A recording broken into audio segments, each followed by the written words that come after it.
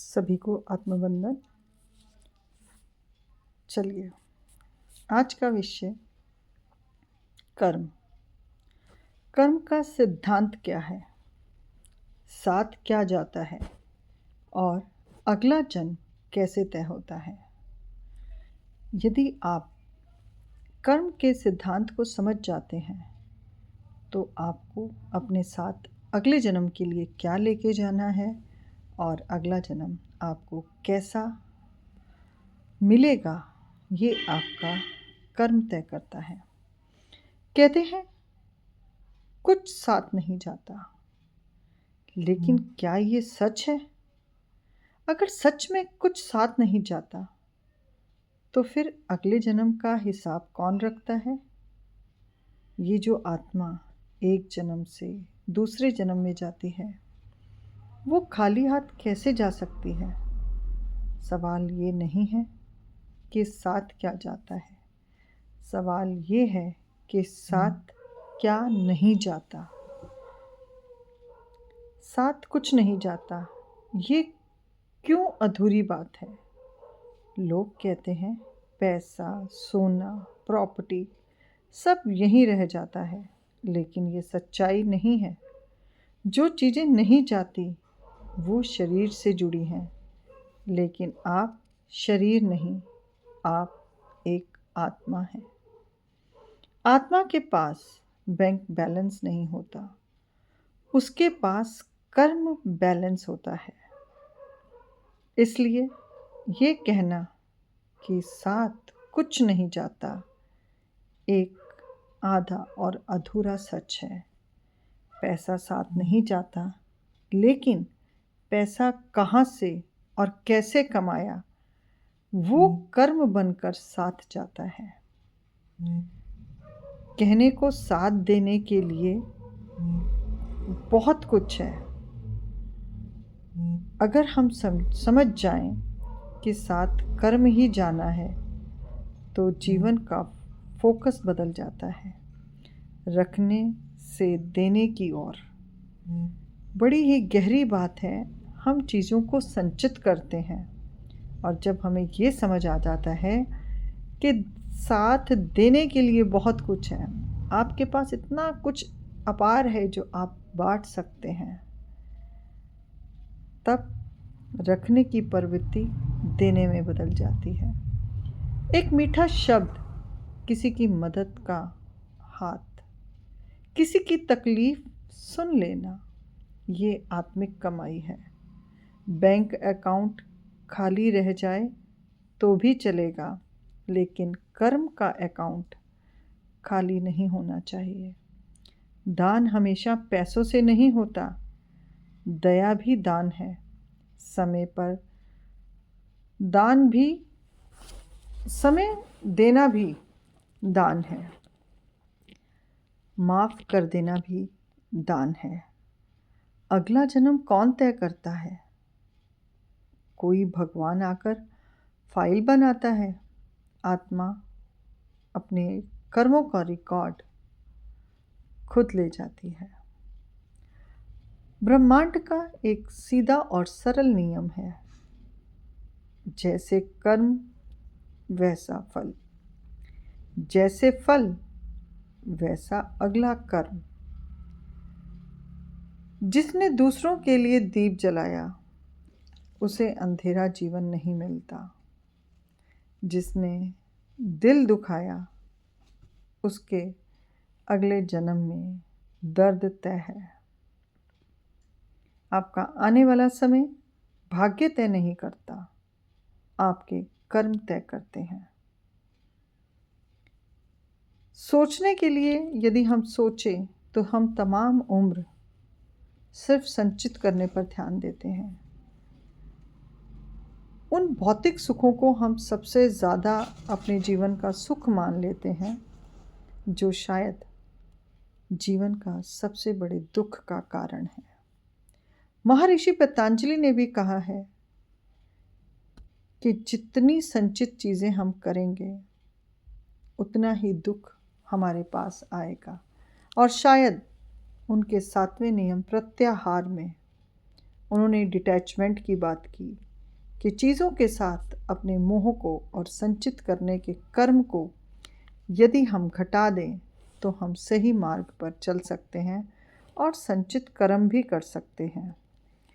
आपने देखा होगा, आपने बहुत सारी चीज़ों को संचित करके रखा होगा, परंतु कभी आपने सोचा है कि कितनी चीज़ों का आप इस्तेमाल कर पाते हैं? सिर्फ वो रखी रह जाती हैं। इसलिए कभी ये मत सोचिए कि चीज़ों का संग्रह करना ही जीवन के अंदर कर्म है। यदि आप अब अपने जीवन के अंदर अपने कर्मों को संचित करेंगे और अपने कर्मों का बैंक बैलेंस बनाएंगे, या जिस प्रकार से आप भौतिक सुखों के पीछे भाग रहे हैं उनमें ठहराव लाकर अपने कर्मों को धीरे धीरे उत्तम श्रेणी के कर्मों में बदलेंगे, तब आप देखेंगे कि आपका हर कर्म एक फल का कारण बन रहा है, कभी दूसरों के लिए, कभी स्वयं के लिए।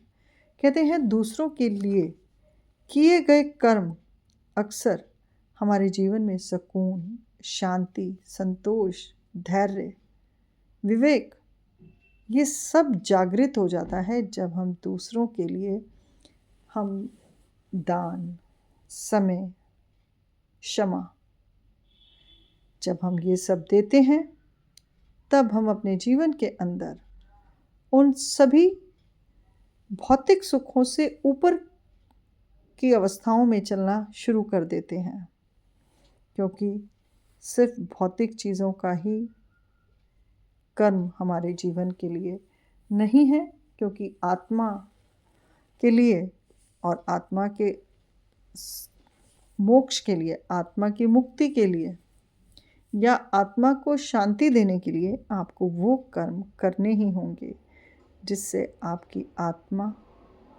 आपका मन सही दिशा में और सही कामों में करते हुए अपने आप को, अपनी आत्मा को कर्मों से मुक्ति दिलाने का दायित्व ये सिर्फ हर शरीर का है। हम शरीर के अधीन होकर मन के गुलाम रहते हैं, मन की इच्छाओं की पूर्ति करते रहते हैं, जबकि हम अपनी आत्मा को वो सब नहीं देते जिसके लिए हमारी आत्मा अक्सर हमसे पुकार करती है। मन का शोर इतना गहरा होता है कि हम आत्मा की आवाज़ को सुन ही नहीं पाते। आत्मा बार बार किसी न किसी शब्द के रूप में, किसी रूप में, किसी वाक्य के रूप में बार बार हमारा मार्गदर्शन करती है, परंतु मन की इच्छाएं, मन का शोर उस आवाज़ को कहीं ना कहीं दबा देता है। आपका दायित्व है कि यदि आप चाहते हैं कि अगला जन्म आप स्वयं तय करें, तो अब, आज और अभी से अपने कर्मों को बदलें और स्वयं तय करें कि आपको अगला जन्म किस परिवार में लेना है, किस रूप में लेना है, किस कुल में लेना है, किस देश में लेना है। ये सब आपकी आत्मा आपके किए हुए कर्मों के द्वारा आपको उस स्थान पर लेकर जाएगी, उस शरीर में प्रवेश देगी जो आप संचित कर्मों का बैंक बैलेंस अपनी आत्मा को देते हैं। हमारी आत्मा के द्वारा लिए गए कर्म ही हमारे अगले जन्म को निश्चित करते हैं।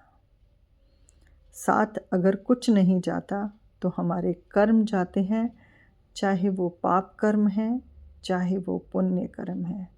पुण्य कर्मों की गति पुण्य की ओर जाती है। अक्सर जैसे हमने कहा ना, सुना, कहा नहीं, सुना कि स्वर्ग और नर्क, पुण्य कर्म करने पर स्वर्ग की प्राप्ति होती है और पाप कर्म करने पर हमें नर्क की प्राप्ति होती है। यदि आप चाहते हैं कि आपके कर्म पुण्य कर्मों में बदलें और आपकी आत्मा अगला जन्म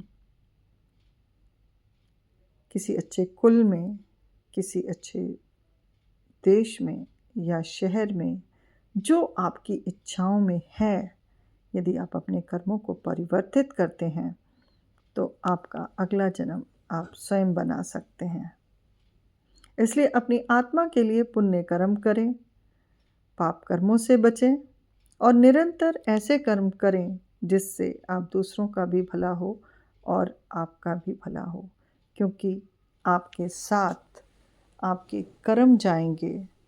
आपका नया जीवन आपके कर्म तय करेंगे और साथ भले ही गाड़ी बंगला सोना चांदी ना जाए, परंतु आपके किए हुए कर्म आपके साथ जाएंगे। इसलिए अपने कर्मों को बदलें, अपने जीवन को बदलें और अपने नए जीवन में प्रवेश करने के लिए अपनी आत्मा को सही दिशा में सही कर्म करके आप मुक्ति की ओर लेकर जाएं।